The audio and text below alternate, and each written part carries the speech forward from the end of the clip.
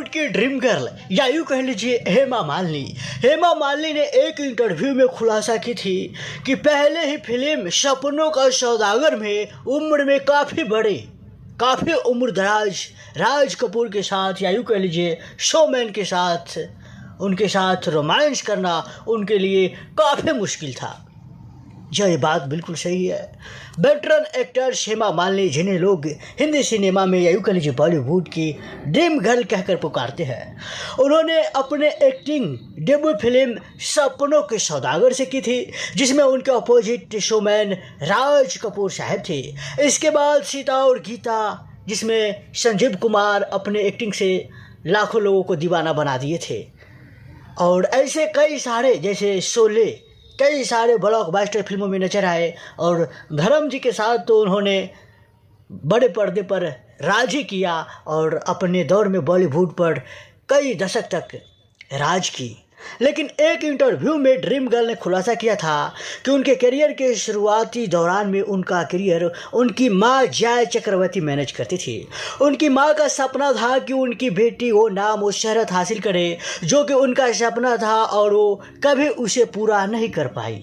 Dream girl ने भी खुलासा किया था कि वो एक रूढ़िवादी परिवार का हिस्सा थी, इसलिए फिल्मों में आने से पहले उन्होंने अपने लिए कुछ लकीरें जिन्हें हम भाग्यशाली कहते हैं, लकीरें खींच ली थी। हालांकि हेमा मालिनी ने लहरे रेंटरो के एक इंटरव्यू में खुलासा की थी कि पहले ही फिल्म सपनों का सौदागर में उम्र में काफ़ी बड़े शोमैन या यूँ कह लीजिए राज कपूर के साथ रोमांस करना उनके लिए इतना आसान नहीं था। उन्हें काफ़ी कठिनाइयों का सामना करना पड़ा था।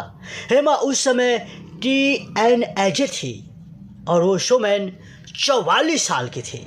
ऐसे में उनके अपोजिट कास्ट किए जाने को लेकर हेमा बिल्कुल कंफर्टेबल नहीं थी, लेकिन फिल्म के डायरेक्टर महेश कौल ने उन्हें इस झिझक को दूर करने में मदद की थी। खैर आज देखा जाता है कि पैसे के चलते लोग 70 साल के बूढ़े के साथ भी रोमांस कर लेते हैं। उन्हें फेमस होना चाहिए और समय मिले तो यो में भी टाइम बिता लेते हैं।